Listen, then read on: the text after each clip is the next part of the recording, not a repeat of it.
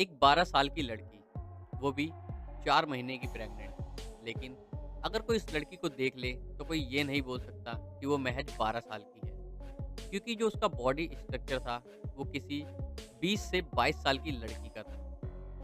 हालांकि ये क्राइम आपको सुनने में बहुत ही छोटा लग रहा होगा, लेकिन इसके पीछे एक इतनी बड़ी साजिश थी जिसको जानने के बाद आप लोग बिलीव तक नहीं कर पाओगे। इस वीडियो में हम जानेंगे कि कैसे एक 12 साल की लड़की 21 से 22 साल की लड़की की तरह दिखने लग जाती है, और सिर्फ 7वीं क्लास में होने के बावजूद वो 4 महीने की प्रेग्नेंट कैसे। लेकिन उससे पहले हम आपके लिए अलग अलग स्टेट से ऐसे ही क्राइम की स्टोरीज लाते हैं और आप तक पहुंचाते हैं, ताकि आप किसी क्राइम का हिस्सा ना बन पाओ। तो इसके लिए प्लीज़ चैनल को सब्सक्राइब जरूर कर लें। चलिए बढ़ते हैं आज की क्राइम की तरफ। दरअसल बात है कलकत्ता के न्यू मार्केट एरिया की, जहाँ पर एक बच्ची और उसकी माँ रहा करते थे। बच्ची का नाम सोनाली, जो कि महज 12 साल की थी और 7th स्टैंडर्ड में थी। उसके माता और पिता का डिवोर्स हो चुका था, जिस कारण उसका पिता घर छोड़ के जा चुका था। अब उसकी पूरी जिम्मेवारी उसकी माँ पे ही थी। उसकी माँ जॉब करती और अपना घर चलाती, साथ ही वो अपनी बेटी को पढ़ा के कुछ बनाना चाहती थी। लेकिन एक दिन आता है उनकी ज़िंदगी में, 21 जनवरी 2024। जो सोनाली थी, उसके पेट में काफ़ी ज़्यादा दर्द हो रहा था। उसे उल्टियाँ भी आ रही थी। उसकी मम्मी को लगा कि क्या पता इसने कुछ गलत खा लिया होगा, जिसकी वजह से उसके पेट में दर्द हो रहा है और उल्टी हो रही है। उसकी माँ मेडिकल स्टोर से दवाई लाके उसको खिला देती है। हालाँकि वो दर्द उस टाइम तो कम हो जाता है, लेकिन 1-2 दिन बाद फिर से वैसा ही दर्द और वैसी ही उल्टी। उसकी माँ का कहीं भी शक इस तरफ नहीं जाता कि क्या पता लड़की प्रेग्नेंट हो, क्योंकि लड़की महज 12 साल की थी और उसका कोई अफेयर या फिर किसी लड़के का दोस्त होना आज तक किसी ने देखा ही नहीं था। आज तक उस लड़की को लड़के के साथ ना पड़ोसियों ने देखा था, ना कभी वो स्कूल में किसी लड़के के साथ रहती थी, ना उसने आज तक मम्मी से कुछ इस बारे में कहा था।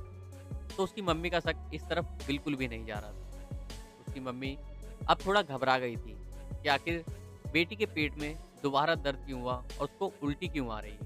उसकी मम्मी ने सोचा क्यों ना अल्ट्रासाउंड करवा के देखा जाए। वो एक डॉक्टर के पास जाती है, जो कि लोकल डॉक्टर था, एरिया का ही। उसके पास जाती है, वो भी सलाह देता है कि इसका अल्ट्रासाउंड करवा दो। उसकी माँ उसका अल्ट्रासाउंड करवाती है। जैसे ही उसकी माँ उसका अल्ट्रासाउंड करवाती है और जैसे ही रिपोर्ट आती है, उसकी माँ हैरान रह जाती है, क्योंकि उस रिपोर्ट में जो सोनाली थी, 12 साल की लड़की, वो 4 मंथ प्रेग्नेंट थी। उसकी माँ के होश उड़ जाते हैं कि ऐसा कैसे हो सकता है। सोनाली की मम्मी उसे 2-4 चांटे भी मारती है, लेकिन उसके बाद भी सोनाली अपना मुँह नहीं खोलती। वो यही कहती है कि माँ मुझे भी नहीं पता ये कैसे हुआ। अब सोनाली की माँ सोचती है सोनाली तो नहीं बोलेगी, उसे ही कुछ ना कुछ करना पड़ेगा। वो सोनाली के स्कूल जाती है और वहाँ उसके दोस्तों और टीचर वगैरह से कंसल्ट करती है, लेकिन कोई भी इस मैटर के बारे में कुछ भी नहीं बताता, क्योंकि किसी को ऐसा कुछ पता ही नहीं था। ना उसका कोई लड़का दोस्त था, ना किसी से उसका कॉन्टैक्ट था, ना उसके पास मोबाइल फ़ोन था। उसकी माँ बहुत ही ज़्यादा हैरान होती है कि आखिर ऐसा हो कैसे सकता है। वो अड़ोसी-पड़ोसी से पूछती है, क्या मेरे जॉब पे जाने के बाद कोई मेरे घर आता है? उसके आस-पड़ोस वाले बताते हैं कि जैसे तुम जॉब पे जाती हो और सोनाली स्कूल से घर आती है, उसके बाद आपके घर की कुंडी लग जाती है और वो कुंडी जब आप आते हो तभी खुलती है, अदरवाइज़ सोनाली बाहर तक नहीं निकलती। ये भी बहुत ज़्यादा हैरान कर देने वाली बात थी कि लड़की का स्कूल में ऐसा कुछ है नहीं, घर में वो कहीं निकलती नहीं है, तो आखिर ये हो कैसे सकता है? इन सब बातों को लेकर उसकी माँ बहुत ही ज़्यादा परेशान होने लगी थी और अब उसके एबॉर्शन तक की सोच रही थी। जो उसके घर के पीछे घर था, जो कि उसके घर से बिल्कुल चिपका हुआ था, उसमें एक 55 साल का राजेश नाम का व्यक्ति रहा करता था, जो कि अकेला रहा करता था। जब उसकी माँ उससे पूछती है, उसकी माँ को थोड़ा बहुत शक हो जाता है। वो राजेश के सामने बोलती है, क्यों ना मैं पुलिस केस कर दूं, तभी मुजरिम सामने आ सकता है। पुलिस केस का नाम सुनते ही राजेश के चेहरे पे एक अजीब सा डर आ जाता है और वो उसकी माँ को कन्विंस करता है कि वो पुलिस स्टेशन ना जाए। जिसके बाद सोनाली की माँ का शक राजेश पे अब और ज़्यादा बढ़ गया था और अब वो सीधा जाती है पुलिस स्टेशन। पुलिस स्टेशन में जाके वो ये सारी बात बताती है।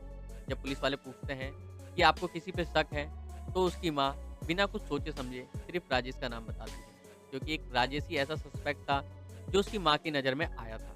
पुलिस वाले राजेश को थाने बुलाते हैं, लेकिन जब राजेश से पूछताछ की जाती है, राजेश साफ-साफ शब्दों में इनकार कर देता है और पुलिस वालों के पास भी ऐसा कोई सबूत था नहीं जिसकी वजह से वो राजेश से सख्ती से पूछताछ करें। अब पुलिस वाले सोनाली के पास जाते हैं और बहुत ही ज़्यादा बहला-फुसला के पूछने की कोशिश करते हैं। हालाँकि सोनाली तब भी पुलिस वालों को यही जवाब देती है कि मुझे नहीं पता ये ऐसा हुआ क्यों। तभी पुलिस वालों में से एक लेडीज़ कांस्टेबल आगे आती है और वो सारे पुलिस वालों को कहती है कि आप लोग बाहर जाओ, मैं इससे पूछती हूँ कि आखिर मैटर क्या है। जब सारे पुलिस वाले बाहर चले जाते हैं और वो लेडीज़ पुलिस अकेले सोनाली के साथ होती है, तो उससे खुल के बातें करती है। मतलब उससे डीपली जाके बातें करती है जिसकी वजह से सोनाली उसको धीरे-धीरे अपना सच बताने लग जाती है। और सोनाली बताती है कि उसके जो जस्ट पीछे घर है, जिसमें राजेश अंकल रहते हैं, वो मेरे घर कूद के आया करते थे। वो लेडीज़ पुलिस को बता नहीं, धीरे-धीरे खुलने लग जाती है और वो फिर लेडीज़ पुलिस को बताती है कि जैसे ही मैं स्कूल से घर आया करती थी, मेरी मम्मी काम पे रहा करती थी। तो पीछे वाले राजेश अंकल अपने घर से कूद के मेरे छत पे आया करते थे और फिर हम दोनों एक साथ रहा करते थे, जब तक मेरी मम्मी घर पे ना आ जाए। जिसके बाद अब राजेश के खिलाफ सबूत मिल चुका था पुलिस को। पुलिस वाले अब राजेश को उठा के थाने लेके जाते हैं और थाने में उससे फिर से पूछताछ करते हैं।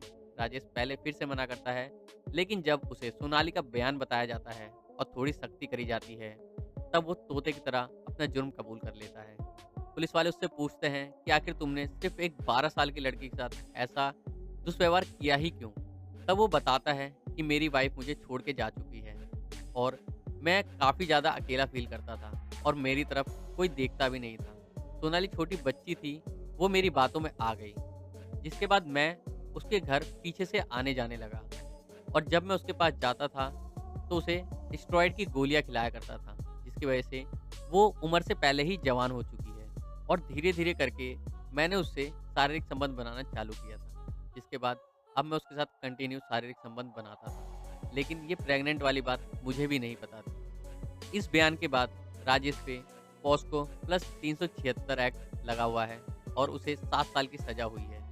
अब दोस्तों आपको क्या लगता है, क्या ऐसे व्यक्ति को सिर्फ 7 साल की सज़ा होनी चाहिए या कोई और सज़ा होनी चाहिए? हमें कमेंट बॉक्स में ज़रूर बताएँ। साथ ही साथ चैनल को सब्सक्राइब करके वीडियो को लाइक ज़रूर करें। धन्यवाद।